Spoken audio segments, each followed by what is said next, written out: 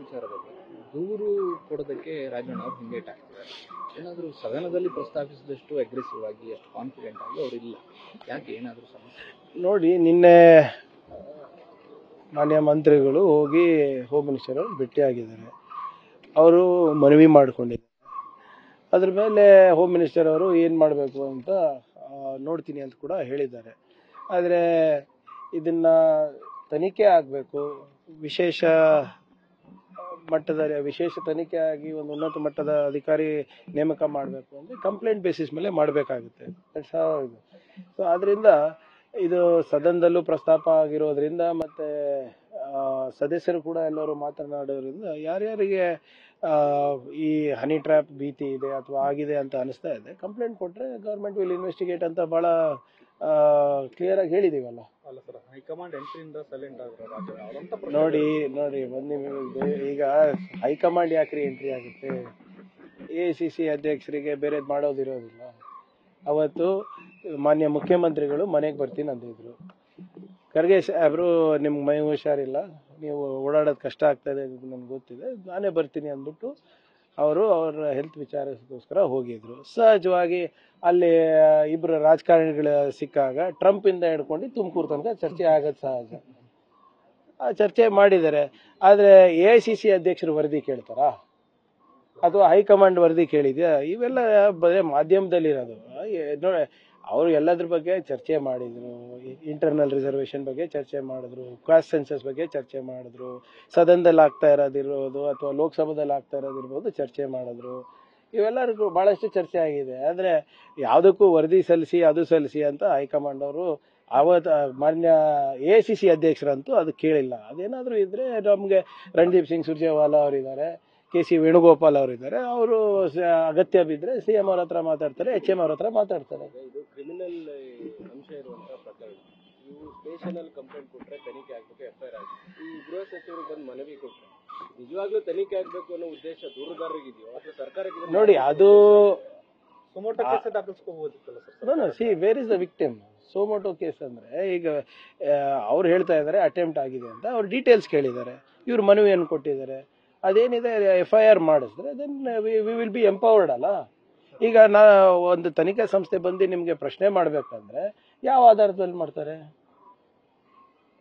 ಯಾರ್ದೋ ಮನವಿ ಕೊಟ್ಟಿರೋ ಆಧಾರದ ಮೇಲೆ ಮಾಡಬೇಕಾ, ಏನು ಕಂಪ್ಲೇಂಟ್ ಆಧಾರದ ಮೇಲೆ ಮಾಡಬೇಕಾ? ಸೊ ಅದರಿಂದ ಇವೆಲ್ಲನೂ ನೀವು ಹೇಳ್ದಂಗೆ ಸದನದಲ್ಲೇ ಚರ್ಚೆ ಆಗಿರೋದ್ರಿಂದ ಯಾರ್ಯಾರು ಮಾತನಾಡಿದ್ದಾರೆ ಅವ್ರು ಕೊಡಲಿ. ಈಗ ಯತ್ನಾಳ್ ಅವ್ರಿಗೆ ಗೊತ್ತಿದ್ರೆ ಯತ್ನಾಳ್ ಅವ್ರು ಕೊಡಲಿ, ಬೇರೆಯವ್ರಿಗೆ ಗೊತ್ತಿದ್ರೆ ಬೇರೆಯವ್ರಿಗೆ ಕೊಡಲಿ. ರಾಜಣ್ಣ ಅವರೇ ನನ್ನ ಮೇಲೆ ಅಟೆಂಪ್ಟ್ ಆಗಿತ್ತು, ಸೊ ಅವರೇ ಕೊಡಬೇಕಲ್ಲ ಸರ್. ಅದು ಬರೀ ಮನವಿ ಕೊಟ್ಟಿದ್ದಾರೆ. ಈ ಮನವಿಗೂ ಮತ್ತು ದೂರಿಗೂ ವ್ಯತ್ಯಾಸ ಇರೋದ್ರಲ್ಲಿ ಏನಾದ್ರು ಬೇರೆ ಟ್ರಿಕ್ಸ್ ಇರ್ಬೋದಾ ಅಥವಾ ಬೇರೆ? ಇಲ್ಲ, ಯಾರು ಟ್ರಿಕ್ ಮಾಡ್ತಾ ಇದ್ದಾರೆ, ಯಾರು ಟ್ರಿಕ್ ಆಗ್ತಾ ಇದ್ದಾರೆ ನಮ್ಗೇನು ಗೊತ್ತಾಗ್ತದೆ ಇವ್ರೆ? ಈಗ ಸದನದಲ್ಲಿ ಪ್ರಸ್ತಾಪ ಅವ್ರು ಮಾಡಿದ್ದಾರೆ, ಮಾನ್ಯ ಗೃಹ ಸಚಿವರು ಹೇಳಿದ್ದಾರೆ, ಅವ್ರು ಕೊಟ್ರೆ ನಾವು ತನಿಖೆ ಮಾಡ್ತೀವಿ ಅಂತ. ಕೊಡ್ಲಿ. ಆಮೇಲೆ ಅವರೇನು ಗುರುವಾರ ತನಕ ಟೈಮ್ ಕೇಳಿದಾರೆ ಅಂತ ಮಾಧ್ಯಮದಲ್ಲಿ ನೋಡಿದ್ದೇನೆ. ನೋಡೋಣ, ಗುರುವಾರ ಕಂಪ್ಲೇಂಟ್ ಕೊಟ್ರೆ ತನಿಖೆ ಆಗ್ಲಿ. ಪ್ರಶ್ನೆ ಹೇಳ್ತಾ ಇರೋದು ಸದನದಲ್ಲಿದ್ದಂತ ಆವೇಶ ಈಗ ಕಡಿಮೆ ಆಗಿದೆಲ್ಲ ರಾಜಣ್ಣ ಅದು ಅವ್ರಿಗೆ ಕೇಳಿದ್ರೆ ಅದರ ಹಿಂದಿನ ಇಲ್ಲ, ಅವ್ರಿಗೆ ಬಿಟ್ಟು ಎಲ್ಲರಿಗೂ ಕೇಳಿದ್ರೆ ನಾನು ಏನ್ ಹೇಳಿ?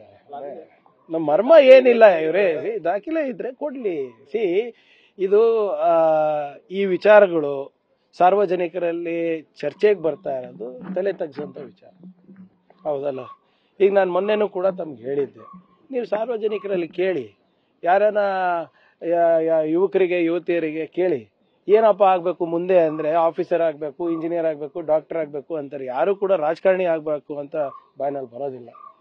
ಆಲ್ದೋ 6 ಕೋಟಿ ಜನರಲ್ಲಿ ಬರೇ 224 ಜನಕ್ಕೆ ಅವಕಾಶ ಸಿಗ್ತದೆ, ಶಾಸನ ಮಾಡುವ ಅವಕಾಶ. ಶಾಸನಗಳಿಂದ ನಾವು ನಮ್ಮ ಜನರ ಪರಿಸ್ಥಿತಿಯನ್ನು ಬದಲಾಯಿಸ್ಬೋದು. ಏನು ಬದಲಾವಣೆಯನ್ನು ನಾವು ಕಾಣಬೇಕಂತೀವಿ ಆ ಬದಲಾವಣೆಯನ್ನು ನಾವು ತರ್ಬೋದು. ಅಂಥ ಜಾಗದಲ್ಲಿ ಕೂತಾಗ ನಮ್ಮ ಕ್ರೆಡಿಬಿಲಿಟಿಯನ್ನು ನಾವೇ ಡ್ಯಾಮೇಜ್ ಮಾಡ್ಕೊಳೋದು ಎಷ್ಟು ಒಳ್ಳೇದು ಅಂತ ನಾವೆಲ್ಲರೂ ಆತ್ಮಾವಲೋಕನ ಮಾಡ್ಕೋಬೇಕು. ಇದು ಬರೇ ಈ ವಿಚಾರದಲ್ಲ, ಹಿಂದೆ ಇದೇ ಸದನದಲ್ಲಿ BJP-ಯವರು ಏನು ಹೇಳಿದ್ರು, ಯಾರು ಏಕಪತ್ನಿ ವ್ರತೆ ಅಲ್ಲ ಅಂತ ಹೇಳಿದ್ರು. ಏನದ್ರ ಅರ್ಥ? ಅವ್ರು ಇರದೇ ಇರ್ಬೋದು, ಹಂಗಂದ್ರೆ ನಾವು ಅಷ್ಟೇನಾ? ನಿನ್ನೆ ಇನ್ನೊಬ್ರು ಮಾಜಿ ಶಾಸಕರು ಹೇಳ್ತಾರೆ 222 ಜನ ಇದ್ದಾರೆ, ಅಂದ್ರೆ ಸ್ಪೀಕರು ಇದ್ದಾರೆ, ಆಪೋಸಿಷನ್ ಲೀಡರು ಇದ್ದಾರೆ, CM ಇದ್ದಾರೆ, ಡೆಪ್ಟಿ CM ಇದ್ದಾರೆ. ಏನಿದು ಹುಡುಗಾಟಿಕೆ? ಜನರು ನೋಡ್ತಾ ಇದ್ದಾರೆ, ಯಾವ ಜನರು ನಮ್ಗೆ ಮತ ಹಾಕಿದ್ದಾರೆ, ಯಾವ ಜನರು ನಮ್ಮಿಂದ ನಿರೀಕ್ಷೆ ಇಟ್ಟಿದ್ದಾರೆ, ಏನು ಉತ್ತರ ಕೊಡೋಕ್ಕಾಗ್ತದೆ? ನೀವು ಹೇಳ್ದಂಗೆ ಮುಜುಗರ ತಂದಿದೆಯಾ? ಹೌದು, ಮುಜುಗರ ತಂದಿದೆ. ನಮ್ಮ ಪಕ್ಕದ ಮನೆಯವ್ರು ಏನು ಅನ್ಕೋಬೇಕು, ನಮ್ಮ ಸ್ನೇಹಿತರು ಏನು ಅನ್ಕೋಬೇಕು, ನಮ್ಮ ಸ್ನೇಹಿತರ ಮಕ್ಕಳು ಏನು ಅನ್ಕೋಬೇಕು, ನಮ್ಮ ಮಕ್ಕಳ ಸ್ನೇಹಿತರು ಏನು ಅನ್ಕೋಬೇಕು, ನೀವೇನು ಅನ್ಕೋಬೇಕು? ಏನಾದರೂ ಉಳಿಸ್ಕೊಂಡಿದೀವ ನಾವು ಸ್ವಲ್ಪನಾ? ಬಟ್ ಇದಕ್ಕೆ ಒಂದು ಎಂಡ್ ಅನ್ನೋ ತರ ಆಗ್ಬೇಕು ಅನ್ನೋದು ರಾಜಣ್ಣ ನಿನ್ನೆ ಹೇಳಿದ್ದು ಕೂಡ ಅದೇ.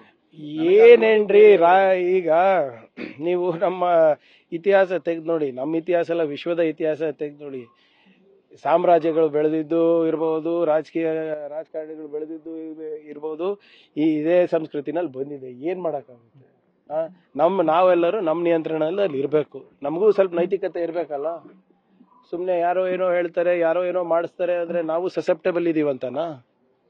ಅದಾದ್ಮೇಲೆ ಹಿಂಗೆಲ್ಲ ಬಂದು ಮಾತಾಡೋದು ಸರಿನಾ? ಆಯ್ತು, ನೀವು ಈಗ ಯಾರೇ ಇರ್ಬೋದು, ಈಗ ಆಗಿದ್ರೆ ಕೊಡ್ಲಿ, ಕಂಪ್ಲೇಂಟ್ ಕೊಡ್ಲಿ, FIR ಆಗುತ್ತೆ, ತನಿಖೆ ಆಗಲಿ. ನಿಮಗೂ ಎಲ್ಲರಿಗೂ ಅದೇ ಬೇಕಲ್ವಾ? ನಿಮಗೂ ಅದೇ ಬೇಕು, ಮಾಡಿಸಿದವರಿಗೂ ಅದೇ ಬೇಕು, ಮಾಡಿಸ್ಕೊಂಡವರಿಗೂ ಅದೇ ಬೇಕು, ಸಾರ್ವಜನಿಕರಿಗೂ ಅದೇ ಬೇಕು, ಮಾಧ್ಯಮದವರಿಗೂ ಅದೇ ಬೇಕು. ಅಂದ್ರೆ ತನಿಖೆ ಆಗ್ಬೇಕು ಅಷ್ಟೇ. ತನಿಖೆ ಆಗ್ಬೇಕಾದ್ರೆ ಪ್ರಕ್ರಿಯೆ ಇದೆ, ಆ ಪ್ರಕ್ರಿಯೆ ಪ್ರಕಾರ ನಡ್ಕೊಳ್ಳಿ ಎಲ್ಲರೂ ಅಷ್ಟೇ. ನ್ಯೂಸ್ ಫಸ್ಟ್, ನಿರ್ಭೀತಿಯಿಂದ ನಿಮ್ಮ ಪರವಾಗಿ.